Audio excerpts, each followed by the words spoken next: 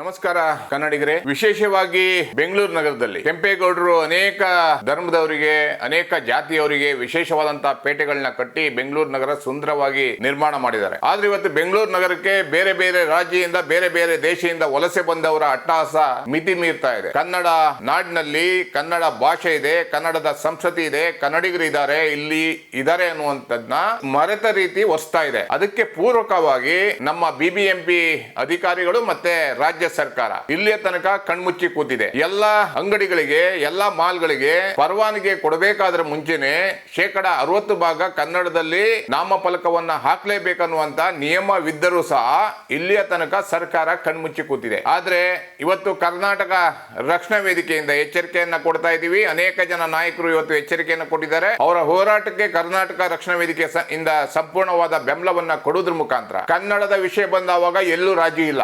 ಯಾರೇ ಹೋರಾಟ ಕರೆ ಕೊಟ್ಟರು ಸಹ ಕರ್ನಾಟಕ ರಕ್ಷಣಾ ವೇದಿಕೆ ಸಂಪೂರ್ಣವಾದ ಬೆಂಬಲವನ್ನ ಕೊಡ್ತಾ ಬಂದೀವಿ, ಮುಂದೆನೂ ಸಹ ಬೆಂಬಲವನ್ನ ಕೊಡ್ತೀವಿ. ಇವತ್ತು ಬೆಂಗಳೂರು ನಗರದಲ್ಲಿ ಅನೇಕ ಮಾಲ್ಗಳಿರ್ಬೋದು, ಮಳಿಗೆಗಳಿರ್ಬೋದು, ಅಥವಾ ಸರ್ಜಾಪುರ, ಮಹದೇವಪುರ, ಸರ್ಜಾಪುರ ಈ ಕಡೆ ಐಟಿ ಪಾರ್ಕ್ ಕಡೆ ಹೋದ್ರೆ ಕನ್ನಡಿಗರ ಜಾಗನೇ ಅಲ್ಲ ಅನ್ನುವ ರೀತಿಯಲ್ಲಿ ಸೃಷ್ಟಿಯನ್ನ ಮಾಡಿದ್ದಾರೆ.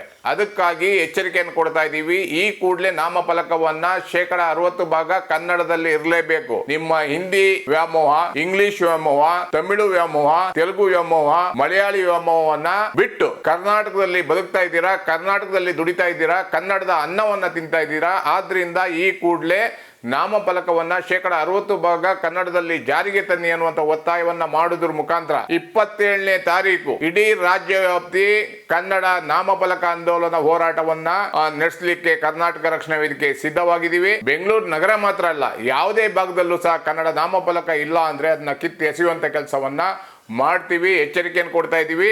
ಈ ಕೂಡಲೇ ಬದಲಾವಣೆ ತಂದಿಲ್ಲ ಅಂದ್ರೆ ಕರ್ನಾಟಕ ರಕ್ಷಣಾ ವೇದಿಕೆ ಹೋರಾಟವನ್ನ ಕೈಗೆತ್ತಿಕೊಳ್ಬೇಕಾಗುತ್ತೆ.